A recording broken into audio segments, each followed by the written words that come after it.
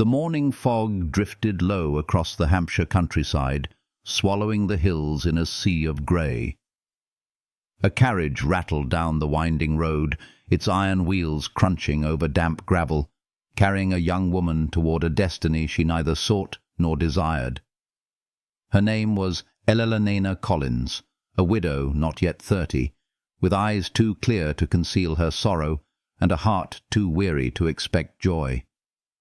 Less than a year earlier, she had stood at the grave of her first husband, a modest country doctor, burying not only him, but the fragile sense of safety their marriage had afforded her.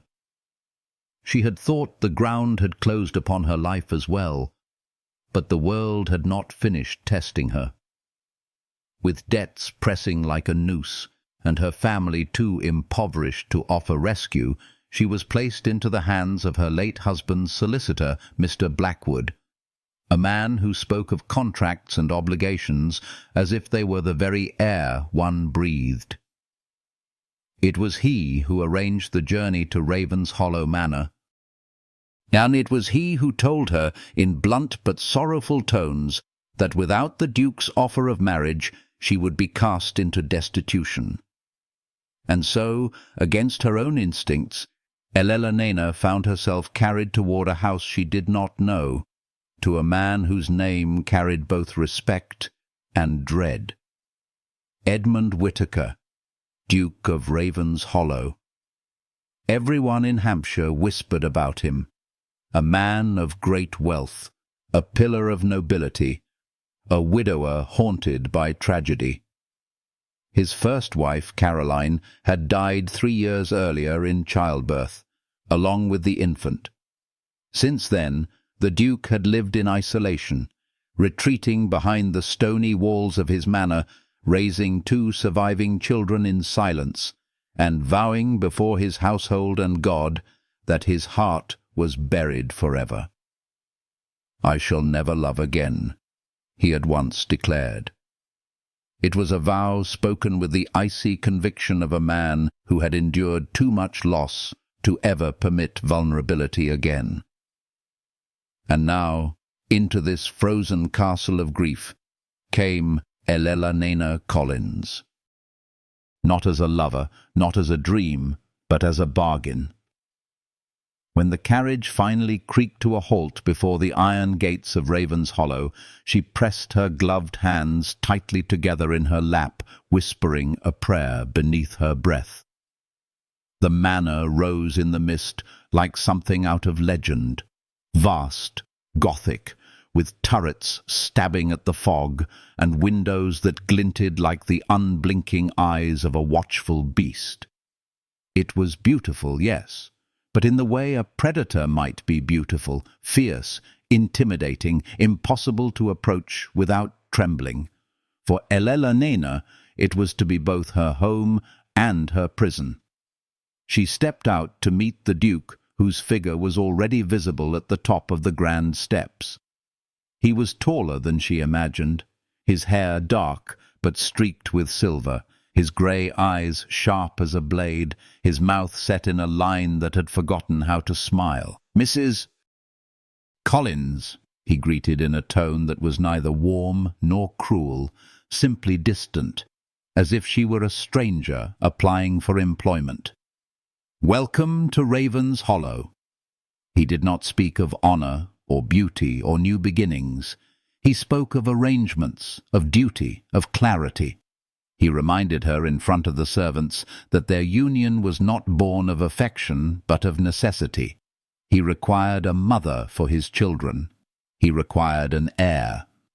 Beyond that, he required nothing at all. His heart, he insisted, had died with Caroline. And if she wished to refuse, he would not stop her. But where else could she go? What other life awaited her, with her family bankrupt and her widow's dowry long consumed by creditors? She bowed her head and accepted the terms. From the very first night, she felt the chill of Ravenshollow sink into her bones. The great halls were lined with portraits of ancestors who stared down with severe judgment. The chambers assigned to her were grand, but devoid of warmth, their heavy curtains shutting out what little sunlight might have offered comfort. At dinner, she sat at the far end of a table so long it might as well have been an ocean between her and the Duke. He questioned whether she found the accommodations acceptable, but when she asked about the children, his expression hardened. "They have a governess and a nanny," he said. "Your role is to provide a maternal presence only when appropriate. Their emotional welfare is not your concern."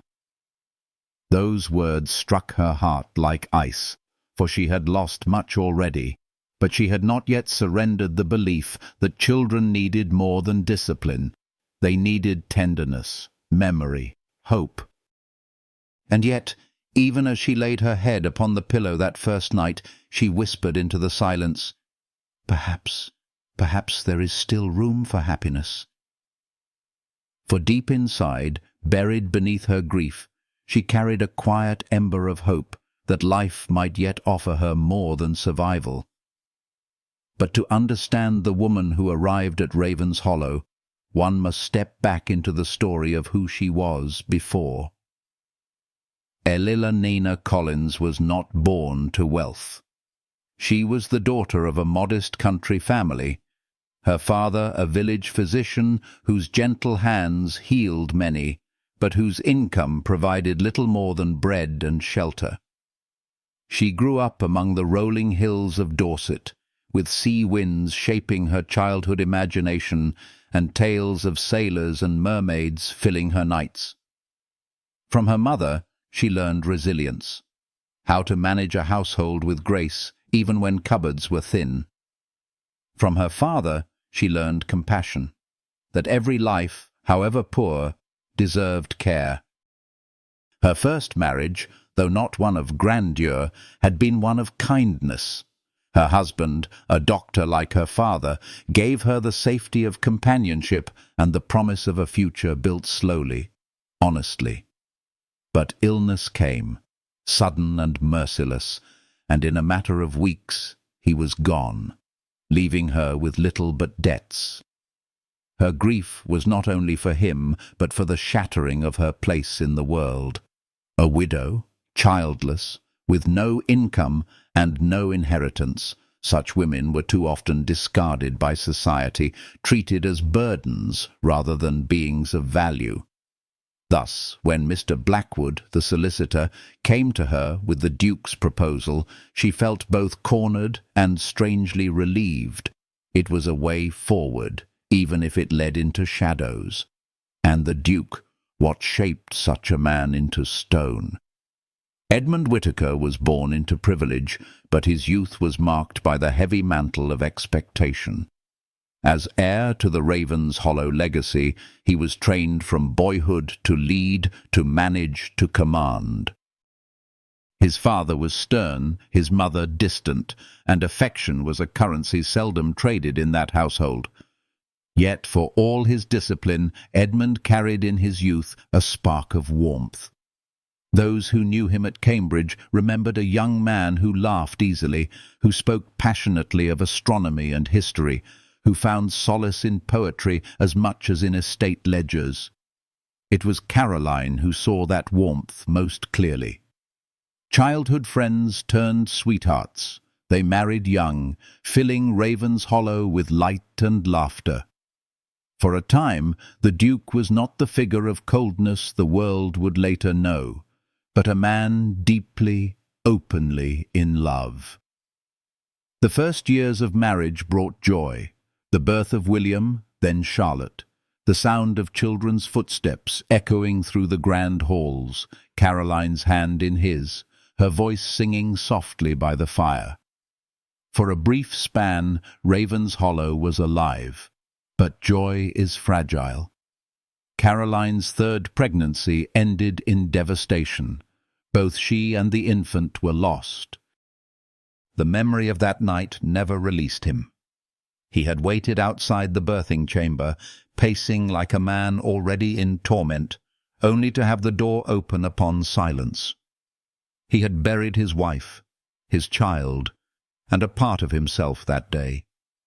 He swore he would never love again. Love, he believed, was a dangerous indulgence, a weakness that led only to ruin. From that vow grew the Duke's new creed: order, discipline, duty. He raised his children with severity, suppressing all mention of their mother, convinced it would protect them from deeper pain. He ruled his household as a fortress against memory, forbidding joy lest it remind him of what had been lost. And so, by the time Elelonena arrived, he was a man encased in ice. His grey eyes revealed nothing, his words cut with precision. His life was a ledger of obligations rather than emotions. The world saw a duke of power. His children saw a father of silence. And within himself he saw nothing at all, nothing but the void Caroline's absence had carved. Two lives, then, drawn together not by choice, but by necessity. A widow in search of survival, a duke who swore he would never love again. This was no fairy tale beginning. It was, instead, the meeting of shadows, a woman who still carried hope in her wounded heart, and a man who believed hope itself was a lie. Neither knew it yet, but the children, William and Charlotte, were to become the unlikely bridge between them. Neither knew that hidden within Raven's Hollow lay not only grief, but the seeds of a love that could shatter the vow once spoken: I shall never love again. The next morning dawned grey and cold, the sky bruised with clouds that threatened rain. Raven's Hollow stood like a sentinel against the horizon, its chimneys releasing faint streams of smoke, its windows catching the reluctant light of day. Inside, the air was heavy with silence, the kind of silence that pressed upon the ears until even the creak of the floorboards seemed too loud. Elelonena awoke early, her heart beating fast with a mixture of dread and determination. Today she would meet the children, the very reason she had accepted this loveless arrangement.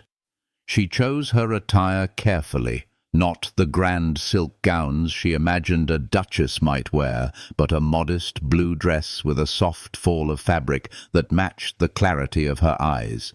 Her maid, Martha, fussed with her hair, weaving it into a style less severe than the one she had worn the day before. "You look lovely, ma'am," Martha said, her tone kind, almost encouraging, as if aware of the weight of the day. "The children will be taking breakfast in the small parlour. The Duke thought it appropriate for your introduction." Elelonena nodded, though her hands trembled slightly as she smoothed the folds of her skirt. The small parlour glowed with morning light when she entered. Two children sat at a round table, their backs straight, their little faces solemn. William, 7 years old, carried his father's grey eyes, and already bore the gravity of a boy who had seen too much sorrow. Charlotte, only 5, fair-haired and delicate, watched with open curiosity, her innocence not yet fully dimmed by grief. A governess, Miss Peaton, stood near the window, her expression guarded, her posture stiff. "Mrs. Collins," Miss Peaton said with a brief curtsy, her tone carrying no warmth. "Allow me to present Master William and Miss Charlotte Whittaker. Children, this is Mrs. Collins. As you know, she will soon be married to your father." Elelonena forced her lips into a gentle smile. "I am very pleased to meet you both." William studied her as if she were a puzzle to be solved. "Are you to be our new mother?" The bluntness of the question startled her, though she had half expected it. She knelt, so her eyes were level with his. "I would be honoured to care for you," she said softly. but I would never presume to replace your mother. She will always be yours." Charlotte's small voice piped up with certainty. "Our mother is in heaven. Father says we must not forget her." "And you mustn't," Elena agreed, reaching out a tentative hand that hovered before Charlotte like a question. "She will always be your mother. Perhaps in time you might think of me as a friend." Charlotte's eyes brightened slightly at the word friend, though William remained cautious, his young jaw tightening as if to keep emotions at bay. Breakfast began, though the atmosphere was strained. Miss Peaton insisted on rigid propriety, correcting Charlotte's posture, scolding when the girl's curiosity strayed into questions about Elena's past. Yet Elena, with gentle defiance, steered the conversation into calmer waters. She spoke of the sea near Dorset, of fishermen who told wild stories of dolphins and whales.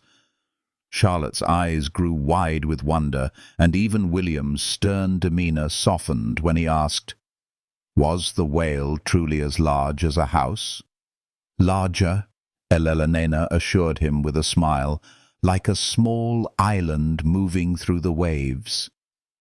For a moment the boy's eyes lit with awe before his mask of reserve returned.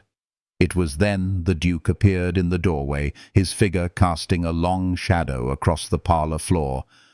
"Children," he said briskly, "it is time for your lessons." Charlotte jumped to her feet, curtsied, and waved shyly at Elena. William merely nodded, but his gaze lingered a moment longer than before. When the children left, Edmund remained. His eyes, unreadable as stone, settled on Elena. "You have met them," he said simply. "Yes," she replied, keeping her voice calm. "They are delightful." "They are well-bred," he corrected, his tone clipped. "They miss their mother," she ventured softly. His jaw tightened. "That is not a subject for discussion, Mrs. Collins. With respect, if I am to care for them, you are to provide a presence," he interrupted. "Their emotional welfare is not your concern." Something within her, long dormant, flared with indignation. She lifted her chin. "If I am to be their stepmother, their welfare, emotional or otherwise, must be my concern." His grey eyes widened slightly, as if unaccustomed to being challenged. For a long moment the silence stretched between them like a drawn bow. Then, with a curt nod, he relented. "You may spend time with them when lessons permit. Miss Peton will inform you of appropriate occasions." It was a small concession, but Elena seized it as a victory. In the days that followed, she sought every opportunity to be near the children. At first they regarded her with suspicion, but her patience was steady as the tide. She sat with Charlotte during lessons, listening to the girl's proud attempts at writing her letters. She walked in the gardens with William, watching him build small boats of sticks and leaves, offering suggestions that revealed she had once done the same as a child. Slowly, hesitantly, the children began to yield. Charlotte's laughter returned, bright and eager, while William, though still cautious, began to ask her questions without the stiff barrier of formality. One evening, she discovered William struggling over a geography exercise in the library. She drew out an atlas, its pages filled with the routes of ships across vast oceans, and together they traced the paths of whales that travelled thousands of miles each year. For the first time, his eyes sparkled with curiosity rather than suspicion. It was in these quiet moments that the cracks began to form in the Duke's fortress of ice. He saw, though he would not admit it, how his children's eyes softened when they looked at her. He noticed the way Charlotte leaned toward Elena for comfort, how William lingered by her side. And though he said nothing, though his face remained carved from stone, some buried part of him stirred uneasily. But love does not arrive without resistance, and in Raven's Hollow resistance was woven into every stone. One evening at dinner, Elena dared to mention the portrait William had asked about, the likeness of his mother that had been locked away since her death. The request was innocent, born of a child's longing, but the effect on the Duke was immediate and violent. His fork clattered to the plate. "We will not speak of her," he said sharply, his voice echoing against the vaulted ceiling. "With respect, Your Grace," Elena replied, her hands trembling but her voice steady, "the children deserve to remember her. They deserve stability and structure," he countered coldly. "And why must those things exclude love?" she challenged. His eyes burned with a fury that was not anger at her, but anger at memory itself. "Because love is transient. It deceives. It destroys. I will not build my children's lives on such a fragile foundation." With that, he rose from the table and strode away, leaving her alone in the cavernous hall. That night, Elena sat awake, staring into the darkness of her chamber, her heart torn between pity and outrage.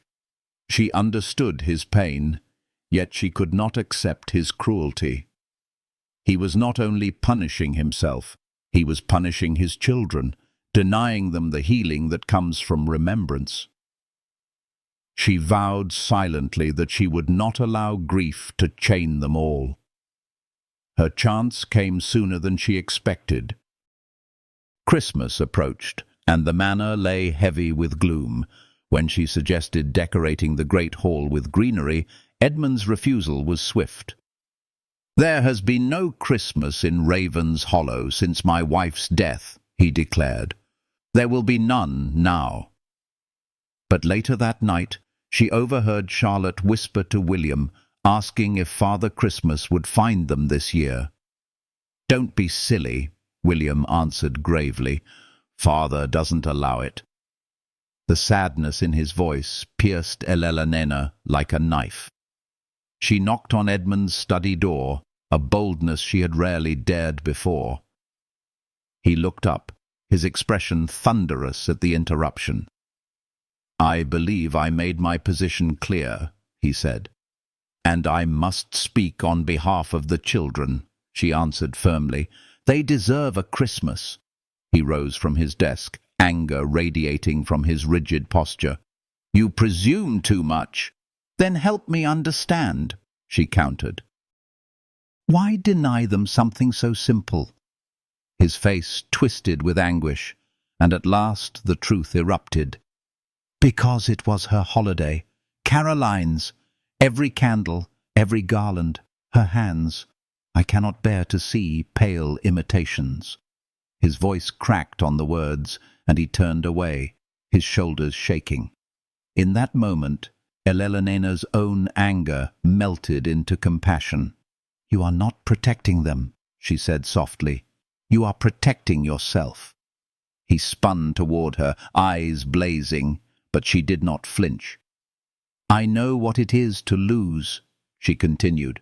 "My husband was no duke, no nobleman, but when he died, I thought my world had ended, and yet the world continued. So must we." Something broke in him then, not fully, but enough to let the first crack of light through. He sank back into his chair, his voice hoarse. "What would you propose?"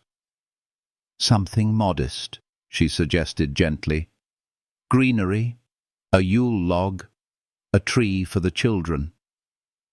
After a long silence, he whispered, "Very well. When we are alone, you may call me Edmund." It was a small concession, but for Elena it was a beginning. And for the first time since her arrival, she dared to hope that the man who vowed he would never love again might yet be capable of more than duty. The weeks that followed seemed to breathe new life into Raven's Hollow, though the changes were delicate, tentative, as if the house itself held its breath. Evergreen garlands wound their way along the stone banisters, candles flickered in the windows, and in the great hall a spruce tree stood tall, adorned with simple ornaments that glimmered in the firelight. For the first time since Caroline's death, the manor knew laughter at Christmas. Charlotte skipped through the halls, her small hands covered in flour from helping the cook bake sweet biscuits. William, though more reserved, took pride in arranging candles and placing ornaments high where Charlotte could not reach. Edmund stood at the edge of the room, his arms folded across his chest, watching with a conflicted expression. He had agreed to this reluctantly, yet now, as he observed his children's faces glowing with joy, something within him softened. When William held up a delicate glass bird, saying in a voice trembling with memory, "This was Mother's favourite," Edmund's heart clenched. He had not spoken of Caroline in 3 years, had forbidden even her name. But now, kneeling beside his son, he whispered, "Yes, she loved birds. She would feed them in the gardens." The boy's eyes widened. "May we feed them this winter too, Father?" Edmund hesitated, then nodded. "I think she would like that." Elelena, standing nearby, felt her chest ache. It was the first time she had seen him bend under the weight of grief rather than deny it. Later, by the fire, when the children had gone to bed, she thanked him for allowing William to speak of his mother. "I thought I was protecting them," Edmund admitted, his eyes fixed on the flames, "but perhaps I was only protecting myself." For a moment he looked at her, not with hostility, not with indifference, but with something raw, more vulnerable. "Caroline was my childhood friend, my love, my wife. When she died in childbirth, part of me died too. I swore I would never love again." Elena's voice was gentle but resolute. "I would never presume to replace her. But perhaps in time we might build something new for the children's sake." His gaze lingered on her, and though he said nothing, she sensed the thaw had begun. The weeks stretched into months, and with each day small gestures accumulated like drops of water carving through stone. Edmund began joining them occasionally for tea, sometimes reading aloud from books when William asked about explorers or constellations. He even brought a carved wooden ship for William, admitting sheepishly that he had not tried such work in years. The boy's delight was unrestrained, and Edmund's eyes, when they met Elena's, carried a glimmer of quiet pride. Yet progress was fragile. For every moment of warmth there followed a retreat into silence. Edmund remained fiercely private, shutting away discussions of his feelings, refusing to acknowledge the growing bond between them. And Elena, though her heart fluttered with the stirrings of something dangerous, kept her distance. To push too hard might shatter everything. Then came the night of the storm. Rain lashed against the windows, thunder rattled the ancient walls, and lightning split the sky with violent brilliance. Elena sat in her chamber, trying to read, when a soft knock came at the door. Charlotte stood there, pale and trembling, clutching her doll. "I'm frightened," she whispered. Elena drew her into her arms at once, soothing her with gentle words. Soon William appeared, pretending bravery but betraying his fear in the way his eyes darted with each crack of thunder. "I came to check on Charlotte," he said stiffly. Elena smiled at his transparent excuse and gathered them both near the fire, telling them stories of sailors braving storms at sea.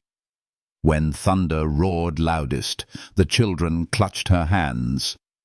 The door opened suddenly, and there stood Edmund, his dressing gown hastily tied, his face tight with concern. "The children are not in their beds," he began, then faltered at the sight of them curled beside Elena. His expression shifted, his sternness softened. Charlotte's voice rose in plea.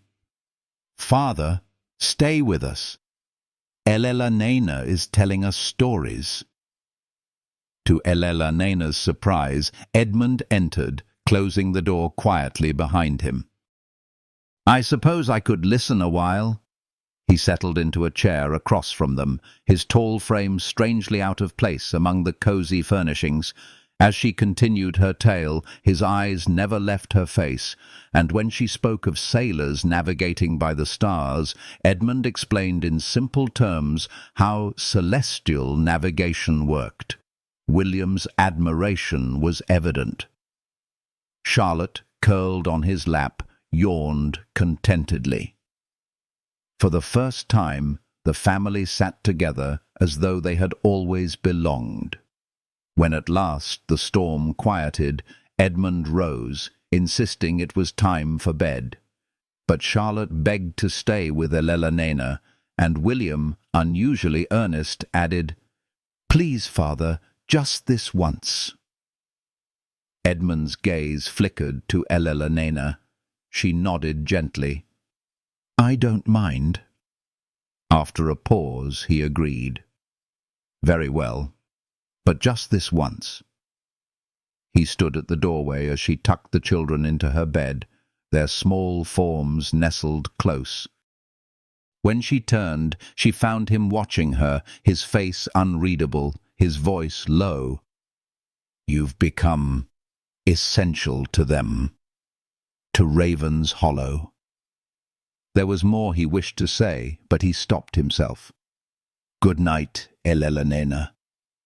"Good night, Edmund," she whispered. That night, lying beside the children, her mind whirled. Had she imagined the longing in his eyes? Could this marriage, born of necessity, become something else? Days turned into weeks, and the undercurrent between them grew stronger. Edmund sought her company, though he rarely admitted it. They walked the gardens, spoke of books, shared stories of childhood. His laughter, once buried, emerged again in rare moments, startling in its warmth. And yet he held back, keeping a careful distance, as though proximity to her threatened to break the vow he had sworn never to love again. Then came the day that changed everything. Elena had spent the afternoon assisting the housekeeper when word came from the village. A family had fallen ill, their children left without care. Without hesitation, she ordered a carriage and brought the 3 Campbell children back to Raven's Hollow. By the time Edmund returned from his rounds, the children were washed, fed, and resting under Martha's supervision. "What is the meaning of this?" he demanded, his voice thunderous as he entered the chamber where Elena sat with the small ones. "They were alone and hungry," she explained, her tone firm. "Their mother is in the infirmary, their father injured. I could not abandon them." "There are proper channels for charity," he snapped. "They are not charity cases," she retorted. "They are children. Would you have me leave them to starve?" His eyes blazed. "You overstep your authority." "I may have," she admitted, standing tall, "but I would do it again." Before he could reply, William appeared in the doorway. "Are they very ill?" he asked, his voice tinged with concern. Elena reassured him gently, and the boy surprised them both by offering to share his books with the newcomers. Edmund stared at his son, astonished. William, who guarded his belongings so fiercely, now willing to give. Something shifted in the Duke's expression, and his anger cooled. Later, when they were alone, he confessed, "You've changed them. Changed us all."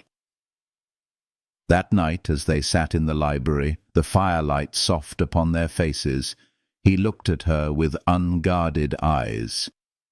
"You remind me of Caroline," he said. "Not because you are like her, you are not, but because you bring life where there was only silence." His voice faltered, then steadied. "What do you need, Elena?" Her breath caught, but before she could answer, Charlotte burst into the room with childish excitement, interrupting the fragile moment. Yet the words lingered in the air, unspoken but undeniable. Later that night, unable to sleep, Elena stepped onto the balcony, the cool spring air brushing her cheeks. To her surprise, Edmund stood in the garden below, his face half shadowed in the moonlight. He looked up at her, his voice low. "May I come in?" Moments later, he knocked at her chamber door. She admitted him, her heart pounding. He stood just inside, his expression raw, stripped of the armor he so carefully wore. "When we married," he began, "I told you I would never love again. I believed it with all my heart, but I was wrong." Her lips parted, but no words came. "What I feel for you," he continued, stepping closer. "It grew so slowly I did not see it until it was too late to resist. I do not expect you to return these feelings. I do not ask for more than you wish to give, but I can no longer treat you as merely the caretaker of my children, the mistress of this house. You have become so much more." Her eyes shone with tears. "And if I told you that my feelings have changed as well?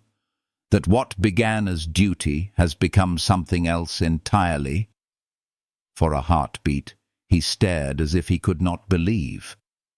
Then his face broke, a sound half laugh, half sigh escaping his lips. He reached for her hands, pulling her close.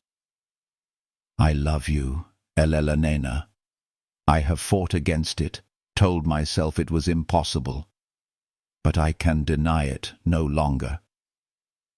"I love you too, Edmund," she whispered. And then his lips were upon hers, tender yet fierce, sealing a promise neither had dared to hope for. That night, the marriage that had begun as a cold arrangement became something real, something blazing with life. And when dawn spread its light across Raven's Hollow, it revealed not a house of mourning, but the first fragile bloom of love returned. Morning in Raven's Hollow no longer felt like the slow lifting of a funeral veil. The first days after Edmund's confession moved carefully, as if the house itself feared to jar a delicate thing newly placed upon a shelf. They did not rush. Habit and caution had become their tutors, and even joy, when it dared to arrive, came softly, knocking first. He still rose early to walk the estate in a thick coat, hands clasped behind his back, the hedgerows silvered with dew. She still met with Mrs. Winters over accounts, learning the sinews of a household that fed 36 mouths and warmed 100 hands. But when he returned from the North Fields, he now sought her rather than his ledgers. When she finished instructing the kitchen on the week's provisions, she drifted instinctively toward the library, where she would almost always find him waiting, pretending to read. They learned each other's hours the way sailors learn a coast, by marks the eye barely registers. He discovered that her silence after noon meant she had been with the children, and he would listen, half feigning nonchalance, while she described Charlotte's triumph at stitching a clumsy but valiant row of daisies, or William's sudden fascination with the moons of Jupiter. She learned that his pause at the door, fingers lingering on the latch, signalled a thought he was not yet ready to voice. If she let it breathe, it would surface on its own. Some evenings their conversation strayed to frivolities, an absurd line in a novel, a gloss of humour on Hawkins's unflappable dignity. But more often it circled slowly around the large, quiet animals in the room. Grief and tenderness, and the fear of losing both. The children adapted with a speed that startled and humbled them. Children, who are the most gifted of naturalists, require little time to sense climate change. Charlotte's laughter grew rounder, less brittle. She took to bringing presents to breakfast, wild violets, river-washed stones, a feather she swore belonged to a phoenix, and placing them with solemn ceremony beside Elena's teacup. William's reserve did not vanish. He was made of more granite than his sister, but its edges softened. Where he had once addressed his father with crisp obedience and Elena with careful courtesy, he began to include her in his questions as if she were a shore as reliable as Edmund's maps. If a ship travels south by west, he would ask, what stars would guide it, and what winds? And then a glance to Edmund, "Father," as though to say, "We may both answer. There is room enough for 2 points of light." The nights no longer divided their lives like a drawn sword. They shared a chamber. The decision, once unthinkable, arrived with the gentleness of dawn fog rolling off the meadows. The first time Edmund blew out the final candle and lay beside her, he did so with the reverence of a man entering a chapel long sealed. She, for her part, welcomed him not with ceremony, but with the ordinary courage of exhalation. There were no proclamations, only practiced hands, learning new geographies, and murmured words that felt both like prayers and their fulfillment. In sleep, he held her as if the body knew better than the mind that love is ballast, and at daybreak she would wake and watch him before his eyes opened, tracing with a gaze the lines a hard winter had carved, and a new spring had already begun to soften. If there were awkwardnesses, they were the good kind, the sort that bears the heat of a kitchen, not the chill of a crypt. Charlotte burst into their sitting-room one afternoon without knocking, saw Edmund threading a chain around Elena's neck, and froze in delighted horror. "Oh," she said, hands flying to her mouth. Are you? Edmund, who had once ruled with propriety like a flail, blushed like a village boy caught stealing jam. Elena saved him. "Your father was mending my locket," she said serenely, which was true in the only way that mattered. Charlotte nodded gravely, then took 3 steps backward and performed a theatrical curtsy before closing the door with vast ceremony, as if honouring a treaty between kingdoms. There were, too, those moments when Edmund's old vows rose like ground fog, obscuring what was plain a moment before. He would pull away from a conversation just when it had turned warm, or fall into a long silence after laughter, his eyes going somewhere that had no furniture.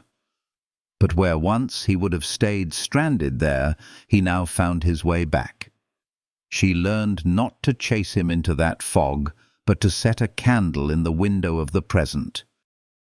Without scolding or pleading, she continued their ordinary life. She asked Charlotte about her embroidery, poured William a second cup, reminded Edmund to eat something before he left for the tenant cottages, and the man who had believed that he was doomed to wander in grief like a ghost discovered that candles are the most stubborn of lights. He always found his way back to the table. Spring uncurled and changes unfurled with it. Edmund, who had considered parties a cheap currency, agreed to a modest May gathering for the estate families. He even permitted music on the lawn. Nothing ostentatious, a quartet from Winchester who played with clean cheerfulness and took bread and ale with gratitude. Elena's idea to open the small West schoolroom 2 mornings a week for the tenant's younger children drew his serious attention, where once he would have dismissed it as sentimental interference. He now spent an evening with her, drafting a sensible rota and assigning modest wages from an account he admitted could afford it. "Your father would approve," he said, surprising himself with the admission. She smiled. "And your mother?" He considered. She would disapprove for an hour, and then brag of it for a year. One evening, on the path that skirted the lake, they stopped beside the boathouse where William's bark vessels, forgotten for a season, lay dry and cracked on a shelf. Edmund ran his thumb along a curled edge. "I thought I was teaching him how to be a man," he said quietly. "I was teaching him how to endure." She tucked her hand into the crook of his arm. "Endurance is not a sin," she answered. "But it is not a home." He looked at her then with that open astonishment that still undid her. "And what is home?" She gestured with her chin toward the house, where a single window glowed. Charlotte's, no doubt, where a doll's tea was receiving its 3rd pouring. "Light," she said, "food, forgiveness." News, when it came, arrived less like a trumpet than a heartbeat she could no longer ignore. For several mornings in a row, Elena felt a wave of fatigue that did not yield to tea, then found herself eating with a vigor that made Charlotte clap and call it breakfast dancing. Martha, whose eyes missed little, pressed a cool hand to her mistress's wrist one afternoon and said nothing, which said all. When the village doctor confirmed what her body had already suspected, he did so with a smile that dignified the moment without making an idol of it. "A child," he said simply. "If Providence is kind, a January birth." Elena walked home along the path by the orchard, with her gloves in one hand and the other pressed, tentative and firm, against the slight plane of her abdomen. She did not imagine miracles. She had learned that such imaginings can turn cruel. She understood the arithmetic of chance, and the fact that for some families January never arrives. But she also understood the arithmetic of love.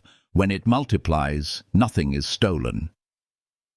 She found Edmund in the library, bent as always over a map or a letter no longer important in the next moment. He saw her face and was on his feet before she spoke. "Edmund," she said, and that was all she could manage before he gathered her into his arms, as if the news were their joint possession, which of course it was. He let her speak to the end of the first sentence, then, as comprehension dawned, closed his eyes and nodded once, twice, as tears found a man who had once believed himself immune to them. "A child," he said, as if making a vow to the air. "Our child?" She laughed through her own tears at the foolishness of the question. "Ours," she said, "most decidedly." And then he did an astonishing thing for a duke. He sat down hard in the nearest chair and took her hand with the clumsiness of a boy who has miraculously been granted a miracle he did not know how to deserve. There followed days of joy so pure it made the corners of the house feel round. Charlotte began whispering to Elena's stomach as if it were a seashell that granted wishes. William underlined passages in the medical texts about infant development and delivered small lectures at dinner in a tone of earnest dignity that made Hawkins tilt his beard toward heaven to keep from smiling. Edmund turned protective in a manner that would have suffocated a less patient woman. He insisted on new rugs to prevent draughts, commanded fires where none were needed, timed her naps like a watchmaker, and, in a moment both heartfelt and absurd, arrived with 2 physicians whose resumes were longer than any sermon Elena had heard, just to affirm what the village doctor had already pronounced. All was well, but joy in that house could not walk without fear at its elbow. Caroline's death hovered not as a spectre meant to terrify, but as a lesson the body cannot forget.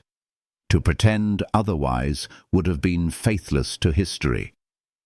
Edmund's anxiety lodged itself under the ribs like a swallowed stone.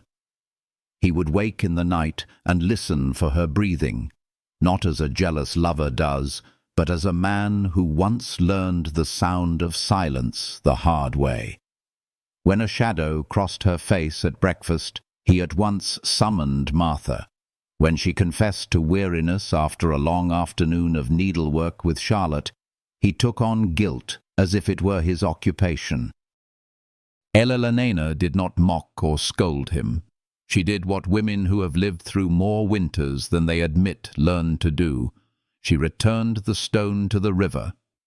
"You will not lose me," she told him, not as a promise the future might disprove, but as a present-tense anchor. "This fear is the price a good man pays for loving again, but you must not overpay." She placed his palm upon the small quickening that in time grew undeniable. "Feel," she whispered. "Life is not only a wound, it is a hand." Autumn lowered itself over the grounds in shawls of gold and russet. Edmund permitted himself haltingly to enjoy it. He began to speak of the baby with a possessive tenderness that startled even him. He said, "Our son," and then immediately corrected to "our child," embarrassed by superstition but unable to restrain hope. One afternoon he knelt beside the cradle they had moved into their sitting room and examined the joinery with a concentration that bordered on reverence. "A craftsman made this," he murmured. "A good one." Elena, folding small garments that looked like folded blessings, said, "Yes, you." For he had carved it in the workshop with William, planing the rails as if sanding a prayer. The household bent itself around her comfort without fuss. Martha adjusted menus. Mrs. Winters became a marshal of staircases, organizing Elena's days to minimize unnecessary climbs. Hawkins, who had long ago perfected a butler's invisibility, began to materialize at odd but useful moments with chairs where chairs had not been. Charlotte placed sentry dolls at the thresholds and announced that no one might frighten the baby, by which she meant, of course, herself. December came early, bringing a clean frost that made the lawns crisp and the air taste clear. In other years it had been a month of muffled grief. Now it became a careful joy. They kept festivities moderate. No musicians, only carols hummed by the maids when they thought no one listened, and a tree whose ornaments told 2 histories. The old, where Caroline's handwriting still looped on paper stars, and the new, where Charlotte's uneven stitches turned merry into mercy, which seemed to all of them a holier wish. One afternoon, returning from a brief visit to the nursery to supervise the arrangements a footman had bungled, Elena entered their bedchamber and found a letter on her pillow. The paper was thick, the edges not quite even, the handwriting careful, a boy's hand practicing seriousness. She sat and opened it. "Dear Elena," it read, "Charlotte and I have talked about it. We love Father, and we loved our first mother. But we choose you now to be our mother too. If it is acceptable to you, we will call you Mother when it feels right. We choose you, William and Charlotte. There are letters that alter the air in a room. This one did." She did not cry at first. The body sometimes waits for the heart to make sense of a gift. She simply sat with it, as one sits with a sunrise. Then the door opened and Edmund entered, speaking some ordinary sentence that broke off when he saw her face. Wordlessly, she passed him the page. He read, and for once did not fight the evidence of tears. "Of course they did," he said, kneeling and setting his head in her lap, as if to rest a moment in the harbour of that word. Choose. How could they not? They found the children in the library, where Miss Petton was pretending not to eavesdrop on William's patient explanation of Rivers to Charlotte's doll. Elena did not make a speech. She held out her arms instead. Charlotte flew first, as birds do. William came slower, as mountains do, and in that pace was the whole history of the boy. "It is acceptable," Elena said into their hair. "It is more than acceptable. It is the honour of my life." William nodded against her shoulder with a solemnity that would some day make him a good man. Charlotte announced that Christmas must now include 3 mothers, one in heaven, one in memory, one in the room, and no one corrected her theology. The world will not be persuaded to schedule its storms for our convenience. That night, as the house settled into its December quiet and a soft snow began to stipple the windows, Elena felt the first contraction like a hand closing inside her. It surprised her in its clarity, a pain not of injury, but of insistence. She put a hand to the low swell and breathed. Another followed, then a third with the steady patience of a tide. Edmund, who had learned his wife's face as one learns weather, knew the sky had changed before she spoke. It is remarkable how quickly a household can become a ship. Orders were given and obeyed without panic. Hawkins dissolved and reappeared with hot water and linens. Martha's presence expanded to fill the room with competence. Dr. Harrison arrived with a bag that had closed around 3 generations of women and opened for each with ceremony. Edmund's first instinct was flight, to London, to the famous man, to the past where perhaps he could bargain. But there was no bargain to make. "Stay," Elena said, and because that was an instruction he understood better than any other, he did. Labour is the oldest work. It places a woman in a country where love and death share a border and expects her to walk it without map or escort. Elena walked it with the calm of someone who knows that fear can take one hand, but not both. The hours lengthened. Edmund, who had never in his life felt useful and helpless at once, learned how to bathe a brow, how to count a breath, how to whisper nonsense so soft it became sense. When those who had done this 100 times told him it was going well, he nodded like a man taught to trust tide tables. When doubt surged like a gust, he pressed his forehead to her knuckles and told her, not himself, "You are strong." Dawn tested the edges of the curtains as if asking permission to enter. "Now," Dr. Harrison said, in that tone which makes the word and the moment one. Elena gathered her scattered strength and made of it a single act. For an instant the pain was a white fire that dissolved all thought. Then, in the next instant, it was replaced by a new sound in the room, the startled cry of a life that had not existed an hour before. "A boy," the doctor announced with the smile of a man who will never grow tired of making that sentence true for strangers. "A fine, healthy boy." They placed him upon her chest, where his indignation softened into breathing. It is a strange thing to watch the world add a person. He was at once new and uncanny, as if the old house had remembered something it had once known how to be. Edmund stood very still, as if motion might frighten a blessing away, then reached and, with a reverence he had never before felt for anything he could touch, laid his finger in that miniature hand. The child closed upon it. The father closed upon the moment. Later, when mother and son had been tended and the room reassembled into a place rather than a threshold, they spoke of names. They had made lists, joked over them, lighted and discarded, and returned. In the soft, pale light of morning, one rose without effort. "James," Elena said, and Edmund nodded through tears that no longer embarrassed him. "James Whittaker," he repeated, giving the world the courtesy of saying it aloud. William and Charlotte were led in on silent feet, as if visiting a chapel. Their faces in that first second were the faces of pilgrims who discover the well still runs at the shrine. Charlotte whispered hello as if greeting a bird. William stood at attention like a sentry discovering there is a child inside his breastplate.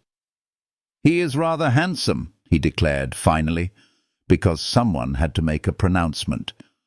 "For a baby." Then, with a quick glance at Elena, he added, "Mother." It was the first time he had said it without rehearsal. She, who had accepted many burdens in her life with grace, accepted that word with astonishment.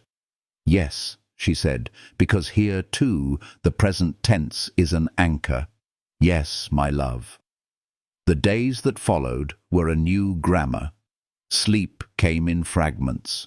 Meals became picnics on thresholds. Edmund discovered he could hold his son and sign a document with his left hand, though the signature looked like the village vicar's after too much punch. William learned the art of swaddling and wore his competence like a new coat. Charlotte appointed herself the baby's conversation tutor and explained to him, in sentences of profound silliness, the politics of dolls. Through it all, Raven's Hollow altered its posture. Rooms that had curled inward against cold uncurled. Servants moved with the efficiency of people who enjoy being necessary. The great hallway, whose acoustics had once magnified loneliness, now caught and repeated small sounds. A chuckle, a yawn, the sigh of a rocking chair. The house had been a fortress. Now it became, without surrendering dignity, a home. Edmund's fear did not vanish, but it finally found its right size. He no longer watched Elena in the night to ensure she inhaled. He watched because, in the human miracle of it, he enjoyed the sight. When he spoke of Caroline now, he did so not as a man reopening a wound, but as someone setting a photograph upon a mantel, tenderly, honestly, with context. Elena's face never tightened at the name. She had told him what love does when it enlarges rather than replaces. It makes room. He believed her because she had given him cause to. One evening in January, snow fall whispering against the windows, they stood together at that same pane where, a year earlier, he had stared into his private winter. James slept in his cradle, arms thrown wide in that unconscious posture of trust infants have always held. The older children had gone to bed under protest, and with 5 last kisses. Edmund's arm circled Elena, his hand resting in the now familiar way over hers, where her body was slowly remembering its old home. "I told you once," he said, not a confession now, but a report from a distant country, "that I would never love again, that my heart was buried." She turned her face up, not to contradict, but to listen. "It was not true," he continued simply. "Or rather, it was true then in the way a frost is true in the morning until the sun arrives. I did not know the weather could change."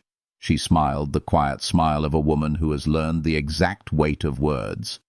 Weather always changes, she said. We are the stubborn creatures who pretend it does not. He looked down at her, at the child sleeping 3 paces away, at the house that had shed its armor for skin. "And what do we do with this abundance?" he asked, and there was no fear in the question, only a sober wonder. She took his hand and placed it upon the window glass, where their reflections stood beside the pale ghost of the moon. "We pay it forward," she said, "to William, to Charlotte, to James, to every tenant child who walks into that schoolroom, to the men on the south fields when the yield is bad, to the woman who loses her husband and thinks the ground has closed over her, to the man who loses his wife and thinks love is a trap. We pay it forward as if we have more than we need, because for the first time, Edmund, we do." He leaned then and kissed her, as if those words were a benediction he accepted on behalf of them both. Between them, the old house breathed. Outside, the snow thickened the quiet. On the hearth, the fire drew down into its patient ember. In another room, a letter with a boy's careful hand lay folded and safe.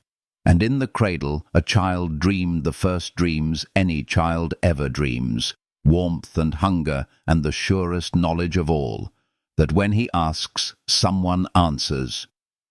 If you had stood in the lane that winter and looked up at Raven's Hollow, you would have seen a point of yellow fire through the frost, and you might have said, as villagers had not said for years, "They are awake." Inside, a family brought together by necessity and forged by choice learned the simplest and hardest skill of human life, to remain. To remain at table when the old grief gnaws underfoot. To remain tender when the mind would prefer armor. To remain faithful to what is, not what was promised or feared. Later in spring, there would be a christening and a picnic that made the lake look like an ornament set down by an extravagant sky. There would be moments when William, turning 11, declared that telescopes were no longer as interesting as knots, and then, a week on, knots would lose their throne to Latin declensions, and all the while Elena would laugh and say a mother's single occupation is to admire fads as if they were kingdoms. There would be days when Charlotte staged plays so chaotic that Hawkins, drafted as a tree, fell into the scenery and rose with such dignity that applause broke the world's somber record. There would be the stuff of ordinary human life, colds that linger, bills that do not, wheat that surprises, neighbors who irritate and then rescue and then irritate again. And there would be, threaded through it all like the clean line of a good seam, the knowledge that once there had been only winter and now there was this. But for this night, in the first peace after the first storm of birth, they needed no prophecies.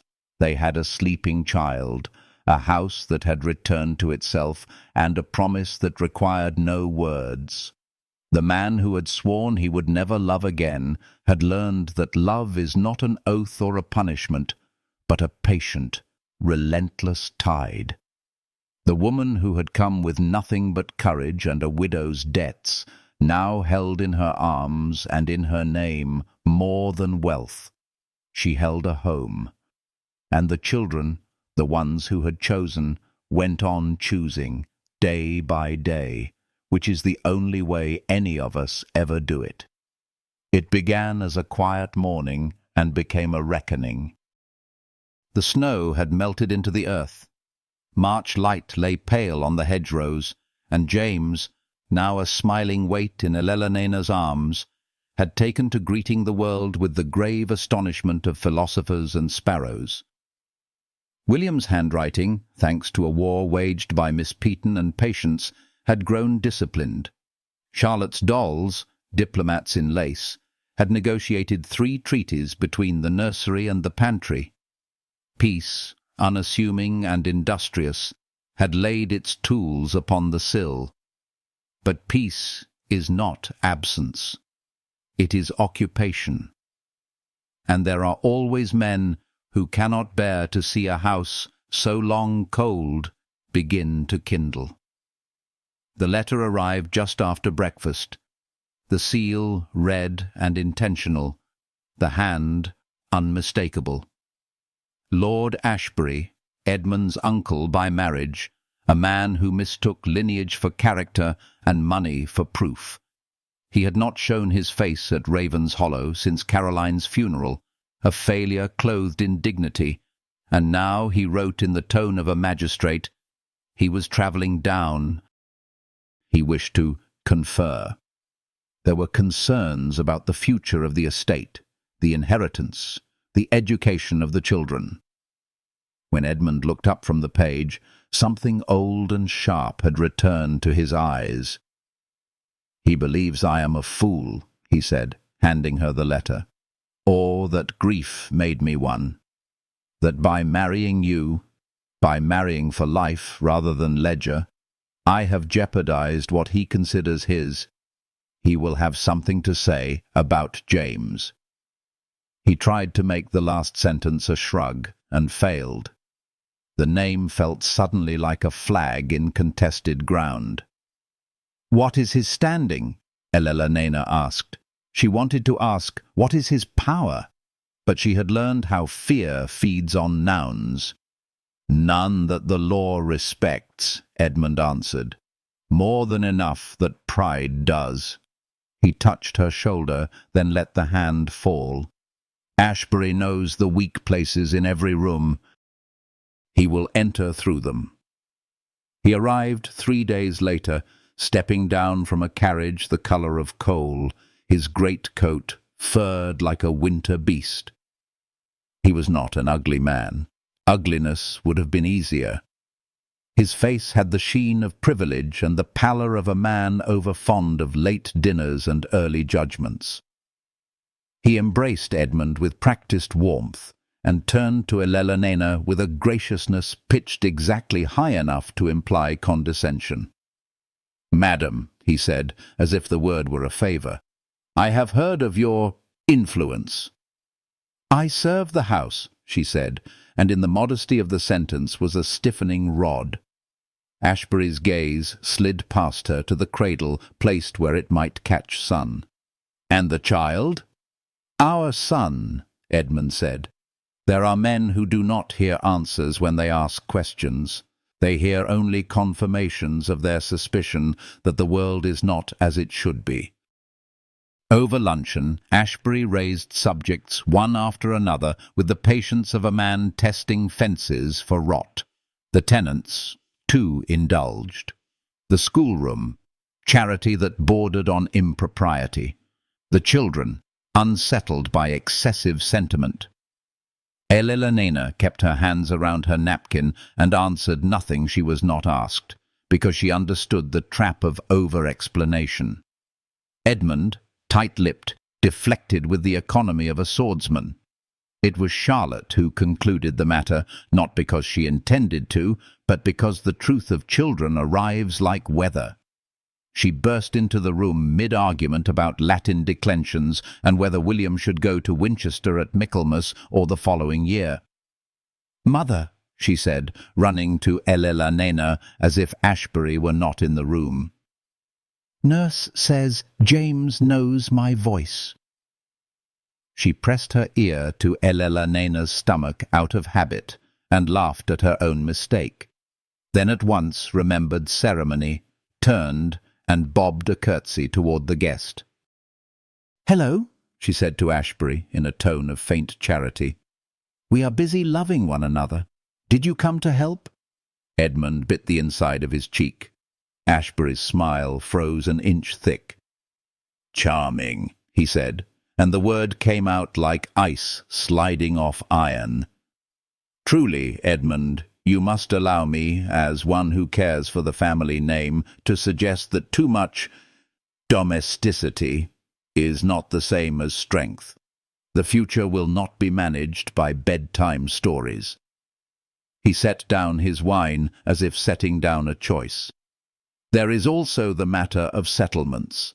If, God forbid, this charming young lady were to be removed, what provision has been made that ensures custody and capital remain properly? Edmund rose so suddenly the chair scraped. Enough! His voice was low, which is how men speak when the impulse to shout has been forced to kneel. You will not speak of my wife as if she were a contingency. Then more quietly, to Elena, forgive me. To Ashbury again, there are papers. They will remain in the desk until I die, and in William's until he does, and you will not make of my children a game of drafts. The uncle's brows lifted. I mean only to protect the line. His glance flicked to Elena. From accident, from influence, from unvetted affections. He smiled at her as if he were offering a shawl. A woman's love is a beautiful thing, madam. It is not a rule of governance. Edmund's face went pale, the colour of morning frost. Elena set her napkin upon the table. And a man's governance, she said, is not a rule against love. The argument did not end there, because arguments of that size never do. What began in the dining room moved to the study, then to letters flung like stones into London, then to a visit from a solicitor whose hand trembled not at justice but at power. Ashbury's petition, very carefully worded, very elaborately respectful, suggested that for the sake of the estate, the children's guardianship be clarified by the family council, that William's schooling be accelerated under proper supervision, that Charlotte be placed temporarily with a lady of breeding and sense, and that the infant's christening be deferred until a more suitable moment. All of which meant, let us pry the hinges on your door and see if the house will topple when we lean. Edmund prepared to fight. He had been trained for property disputes, for the politics of soil. He had not been trained for the politics of love. The battle threatened to become public, and he felt the old panic rise, that seditious thought that love is a luxury upon which serious men cannot stake their name. It was William again who diverted the tide, this time not by accident but by choice. He entered the study while Edmund and the solicitor spoke in the rigid politeness of legal war, and placed on the desk the letter he and Charlotte had written in December, the edges now soft from being read. This is our testimony, he said simply. If anyone asks me in a room with benches and wigs, I will say it again. Ashbury did not expect the country to answer, but the country did.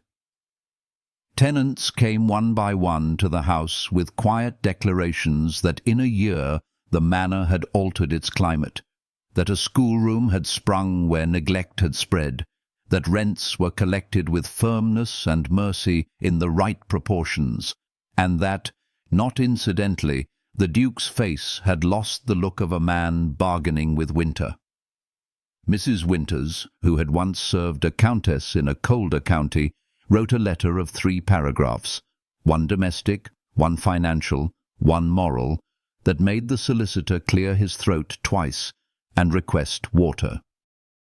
Hawkins, with the audacity of a man whose loyalty had become his rank, remarked in a sworn statement that he had seen dukes and he had seen men, and there was finally no conflict between the two in this house. It came to a hearing of sorts, not a court, but a conclave of men who believed tables made more honest decisions than hearts. They gathered in the parish hall, where banners of former fates hung like faded reminders of what the village did when it was not pretending to be Rome. Ashbury rose with the gravity of a man laying bricks. He spoke of lineage, of trusteeship, of duty, uncoloured by the tender passions of the nursery. Edmund replied with economy, laying down facts like stones across a stream. Then, and it was the only moment anyone remembered afterward without needing to embellish, Elela Nena asked to speak. It was not customary. It was necessary. She stood, not in silk, but in the dark blue dress she wore when she taught letters to the tenant children, with James asleep against her shoulder. She did not perform humility or outrage. She gave a short account of her life, her father's small practice, her first husband's good death, the creditor's knock that teaches a woman how thin doors can be. She told them what Edmund's house had been when she arrived, and what it had become, naming no miracles and offering no melodrama. She said the word mother only once, and she used it as a verb. "I do not covet an inheritance," she ended quietly. "I do not seek to rearrange a line. I am doing the work that keeps the line from breaking, the daily mending of what grief has torn. You are free to call this excessive sentiment. I call it the scaffolding without which your stone will fall." She looked at Ashbury then, and if there was anything like triumph in her gaze, it was the triumph of someone who has finally refused to apologize for breathing. "The children chose," she said. "We are only catching up with them." Charlotte could not be kept in her seat. She stood on the bench, unbidden, and said to the assembled men who thought themselves judges, "If you take my mother from me, I shall follow her. I will not live with your lady of breeding. She will not know where I keep my fears." William, more formal, more devastating, placed on the table the letter once more, and spoke the two words that settled the matter, because they were a laying on of hands. "We choose." No vote happened, and yet the tide went out. Men who had arrived prepared to posture discovered that postures look foolish before a child's steadiness. The solicitor cleared his papers with the efficient sadness of a man whose argument has died well. Ashbury remained in his chair long enough to turn a face of marble toward Edmund. "You have traded prudence for feeling," he said, because he could not abandon his version of history. Edmund, with the dignity that is not a mask, answered, "No. I have traded fear for stewardship." He held out his hand, not as a taunt, but as an offer to leave the room more brothers than enemies. Ashbury looked at it, and then, after a moment that might yet be redeemed in another life, turned away. They walked home by the long lane. William skipped a stone into the ditch and pretended it had been skill rather than luck. Charlotte carried James's blanket as if it were a standard taken in battle. Elela Nena took Edmund's arm and felt beneath the fabric the tremor of a man whose body was only now receiving the message his mind had accepted. It is over. Or rather, it is begun. That night the kitchen cooked as kitchens do after a war, too much. Hawkins found brandy that had not been catalogued for a decade. Mrs. Winters removed the monstrous silver covers as if unveiling exhibits at a museum dedicated to appetite. The maids, who had listened at keyholes without shame, were folded back into the room without reprimand. They ate. They told the story as if it had happened to someone else, and then, when laughter had loosened the seams, they told it as if it had happened to them, because it had. Later, when the house sank into the good tiredness of victory, and the children, drunk on triumph and treacle, slept with the extravagance of saints, Edmund and Elela Nena returned to the window where their private seasons had once been measured. He drew her close and breathed, truly breathed, as if air were a newly granted right. "You saved us," he said. She shook her head. "We saved us." "And they saved us most." She touched his throat where the day had left a fragile rasp. "You spoke today like a man who knows which vows bind and which vows are locks." He closed his eyes. "I gave the wrong vow once," he whispered. "Never to love again. I mistook that for strength. It was fear, the last, most persuasive disguise of it." He opened them. "I know the difference now." Spring did not ask permission. It laid itself across the estate like a proclamation that could not be countermanded. The christening happened in April, not because the weather was better, but because waiting felt foolish when gratitude pressed at the door. They named godparents with care and humour. Mrs. Winters blinked and then accepted the honour, as if being asked to steward a life was simply the formal recognition of what she did every day. Hawkins, whose name could not be inscribed on the registry according to anyone's rules but Edmund's, came last on the list and first in the child's affections. The vicar, who had seen more Easter mornings than he had parishioners to count them, spoke the old words with a human warmth that made them new. When water touched James's brow, Charlotte clapped softly. William stood at attention. Edmund's hand covered Elena's, and the two rings, his, hers, knocked together with a small, accidental music. In the afternoon, they ate on quilts by the lake. There were speeches, and there were none. There were toasts, and there were children running, which is the best sort of toast. Edmund lay back on the grass with his arm thrown over his eyes, not to block the sun, but because happiness sometimes feels like light too direct to bear. Elena watched him, and thought of the man she met on the steps, grey, blade-thin with grief, and the man who now let geese and laughter cross his sky without needing to inventory them. She did not attribute the change to herself as if she were an architect. She allowed herself the smaller, truer pride of bricklayers. She had carried mortar, he had set stone. The children had chosen where the doorway went.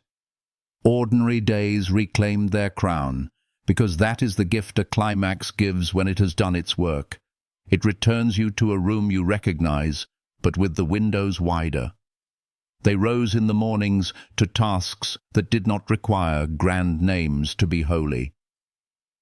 Elena wrote 3 letters a week to women in the village who needed a sentence more than a sermon.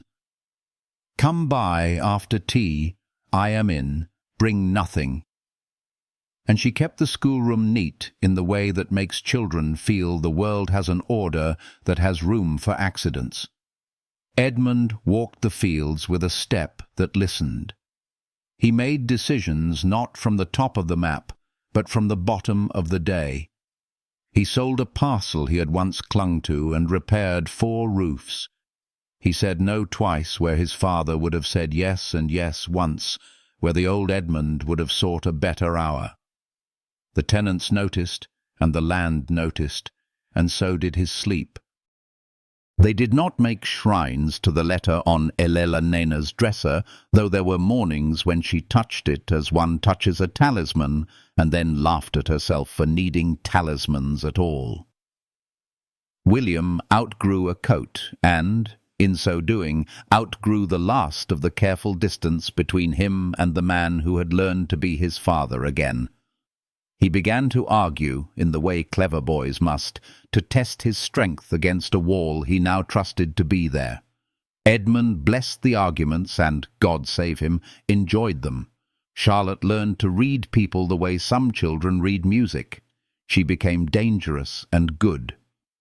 James, who carried an unearned name into a world that would one day ask him to earn it, learned first to sit, then to laugh, then to find the border between no and all right then, but do it carefully, which is the border all children teach their parents to patrol.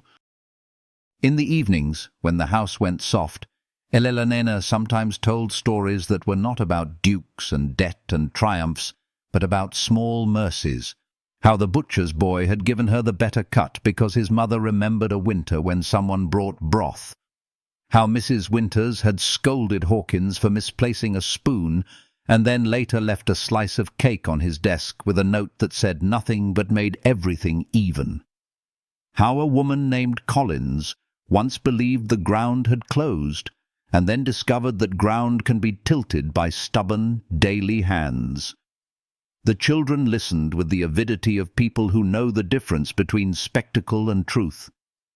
Edmund listened too, and in his listening learned a second stewardship, that of telling the story backward to himself when the night tried to resurrect old devils.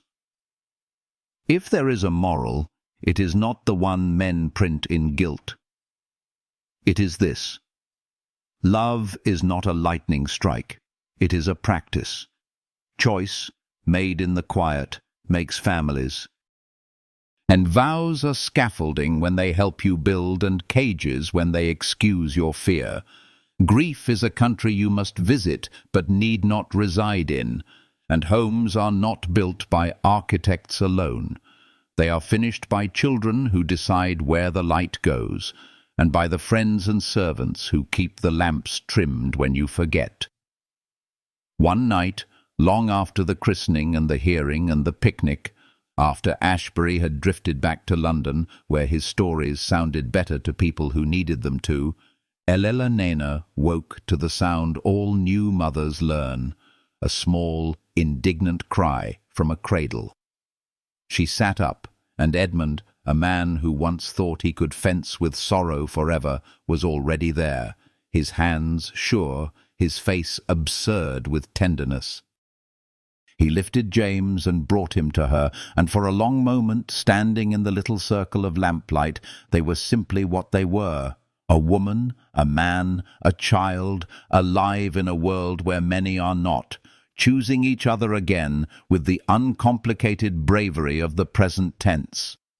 And if you, listening now, find in this story a mirror or a map, if somewhere in you there is a house that has been cold too long, and children, or the child you once were, waiting to be told they are not a plan but a purpose, take this as permission to begin.